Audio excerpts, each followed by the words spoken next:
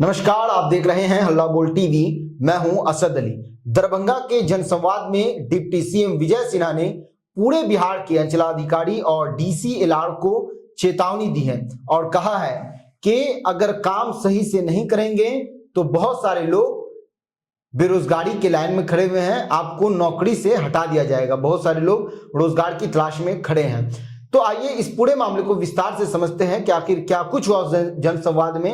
हल्ला बोल टीवी के संपादक दीपक शर्मा से बहुत दिलचस्प चीजें हुई। सबसे पहले तो डिप्टी सीएम विजय सिन्हा ने दरभंगा में जनसंवाद में लोगों को कहा कि हमने टोल फ्री नंबर जारी किया है, आपको कोई भी शिकायत हो तो आप नंबर पर कॉल कीजिए जी। लोगों ने कहा कि नंबर नहीं लगता है, तो हमने कहा कि अभी मेरे सामने लगाइए, तो लगाया लोगों ने। कई लोगों का लगा, कई लोगों का नहीं लगा जी। तो उन्होंने कहा कि बड़ी बीमारी है, लंबी बीमारी है, धीरे धीरे ठीक होगी और एक टोल फ्री नंबर जारी करता है और जिसकी भी शिकायत हो वो इस टोल फ्री नंबर पर फोन करके शिकायत दर्ज करे। कई महिलाएं पहुंची, कहा कि उन्हें खर्चा पाने के लिए दौड़ाया जा रहा है। दीपा नाम की एक महिला पहुंची जी। दीपा नाम की महिला ने कहा कि दाखिल खारिज का काम है लेकिन 1 साल से खर्चा पाने के नाम पर दौड़ाया जा रहा है, काम नहीं किया जा रहा है। डिप्टी सीएम विजय सिन्हा ने सख्त निर्देश दिए, कहा इनका काम कराइए। और एक बुजुर्ग पहुंचे, कहा हम मूर्ख हैं सर, दौड़ रहे हैं, कोई नहीं सुन रहा है।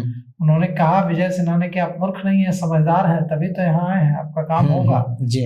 और उन्होंने अधिकारियों को निर्देश दिया कि ऐसा नहीं चलेगा, इनका काम कराइए। उन्होंने डीएम को कहा, दरभंगा के डीएम को, जिलाधिकारी को, कि आप जो भी ऐसे मामले हैं उन सबकी जांच कराइए टीम बना करके कि क्यों इनका काम नहीं होता है, क्यों खर्चा पाने के लिए दौड़ाया जाता है। और साफ और सख्त संदेश भी दे दिया कि मसौढ़ी के अंचलाधिकारी की हालत देखकर कुछ सीखिए। मसौढ़ी का अंचलाधिकारी 1 लाख रुपए घूस लेते हुए पकड़ाया था, उसको बर्खास्त कर दिया गया है, नौकरी से निकाल दिया गया है। सस्पेंड नहीं, बर्खास्त, नौकरी से निकाल नौकरी गई। तो जो लोग नहीं सुधरेंगे उनकी नौकरी जाएगी। मार्च तक का वक्त है, सुधर जाइए।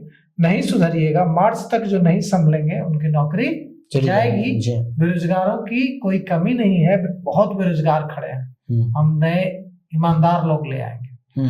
और उन्होंने बिल्कुल साफ साफ कहा है कि जो लोग भी रिश्वत मांगने के शिकार हैं वे टोल फ्री नंबर पर शिकायत करें। जो जिनको रोज दौड़ाया जा रहा है वे टोल फ्री नंबर पर शिकायत करें, उनकी शिकायत सुनी जाएगी। आप सोचिए अली कि क्या हालत है कि जब दरभंगा में जनसंवाद में पहुंचे हैं विजय सिन्हा, तो वहां इतनी विशाल भीड़ जमा हो गई कि संभाले नहीं संभल रही थी। हजार लोग पहुंच गए। मतलब कितने लोग परेशानी में? 4-5 हजार लोग पहुंच गए वहां। संभालने में भीड़ को मशक्कत हो रही थी, पुलिस को हंगामा हो गया। किसी तरह भीड़ को किसी तरह पुलिस ने संभाला है। कहा जा रहा है कि 4000 से भी ज्यादा लोग अपनी समस्या लेकर वहां पहुंच गए थे जी। अब एक तरफ विजय सिन्हा ने भ्रष्ट अधिकारियों और भूमि माफियाओं के खिलाफ मोर्चा खोल रखा है, दूसरी तरफ भूमि माफियाओं और भ्रष्ट अधिकारियों ने भी विजय सिन्हा के खिलाफ मोर्चा खोल रखा है। उधर से भी तैयारी पूरी है, उधर से भी खूब मीटिंग्स हो रही है, खूब तैयारियां चल रही हैं, उनको घेरने की खूब रणनीति बन रही है।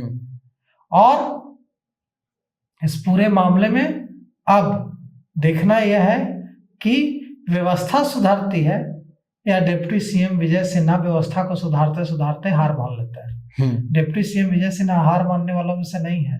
पथ निर्माण विभाग में जब थे ना, तो एसपी सिंघला जैसा डायनासोर जिसको कहते हैं ना, इतना विशाल इतनी विशाल कंपनी जो थी, जिसकी कहा जाता है कि इतने मामलों में ब्लैक लिस्टेड होने के बाद भी उसका कुछ नहीं बिगड़ा, उस कंपनी को भी पसीने छुड़ा दिए थे डिप्टी सीएम विजय सिन्हा जी, जब तक रहे पथ निर्माण विभाग के मंत्री।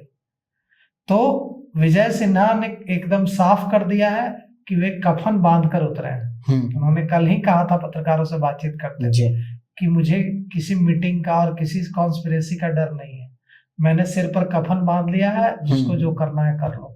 तो अब देखिए, दोनों, या तो सिस्टम सुधर जाएगा या विजय सिन्हा की हार होगी। देखिए क्या होता है। हम तो चाहेंगे कि सिस्टम सुधर जाए और घूसखोरी कम हो जाए, लेट लतीफी कम हो जाए, अधिकारी आम लोगों की सुनने लगे। इससे अच्छा क्या हो सकता है। तो सुना आपने किस तरह से दरभंगा के जनसंवाद में डिप्टी सीएम विजय सिन्हा ने अपना सख्त रूप दिखाया और कहा कि मार्च तक का समय है, सुधर जाइए वरना नौकरी से हाथ धो बैठिएगा। बहुत सारे लोग बेरोजगारी के लाइन में खड़े हैं। तो इस पूरे मामले पर आपकी क्या राय है? अपनी राय कमेंट्स बॉक्स में जरूर दें। तो फिलहाल इस पेशकश में इतना ही। आगे की खबरों के लिए बने रहें हल्ला बोल टीवी के साथ। धन्यवाद।